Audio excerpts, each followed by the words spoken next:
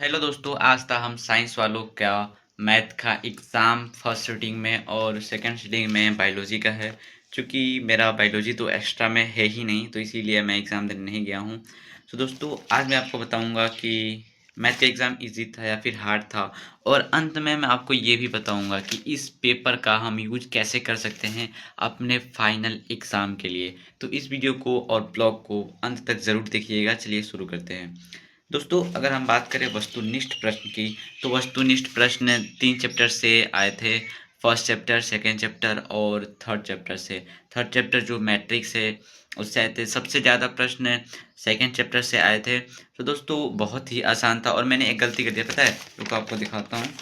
यहाँ पे मैंने एक गलती कर दिया। यहाँ पे लिखा है कि प्रश्न संख्या 1 से 70 तक वस्तुनिष्ठ प्रश्न हैं, जिसमें से किन्हीं 40 प्रश्नों के उत्तर देने हैं।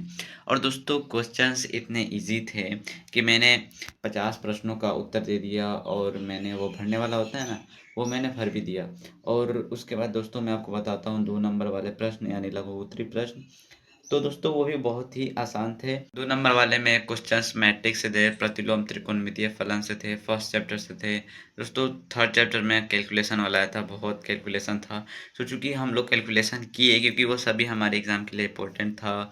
और उसके बाद अगर हम दीर्घ-उत्तरीय की बात करें 5 नंबर वाले प्रश्न की, दोस्तों उसमें जो फर्स्ट प्रश्न था, वो मैट्रिक्स से था, और चूँकि वो बहुत ही आसान था। और भी प्रश्न थे दीर्घ-उत्तरीय में जो हमने अच्छे तरीके से बनाए, क्योंकि संजय सर हमारे हैं ना, उन्होंने अच्छे तरीके से पढ़ाया है, और उन्होंने पढ़ा दिया है, तो बस आपके ऊपर है रिवीजन करना। और दोस्तों, शायद ये इसमें मार्क्स पूर्णांक लिखा है, यहाँ पे मार्क्स टोटल शायद 80 नंबर का है, तो आई होप कि 70 से 80 के बीच में आ सकता है हमारा मार्क्स, क्योंकि उतना तो गलती नहीं होगा।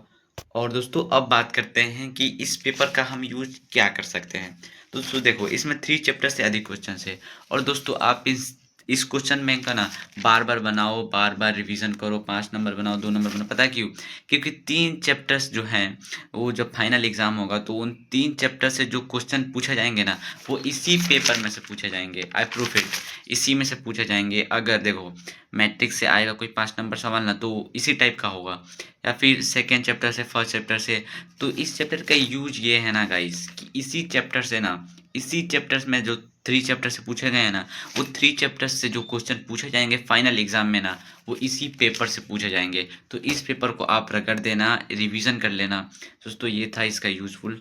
और दोस्तों, मिलते हैं किसी अगले वीडियो में। तब तक के लिए आप हमारे चैनल को सब्सक्राइब कर देना। तब तक के लिए बाय बाय।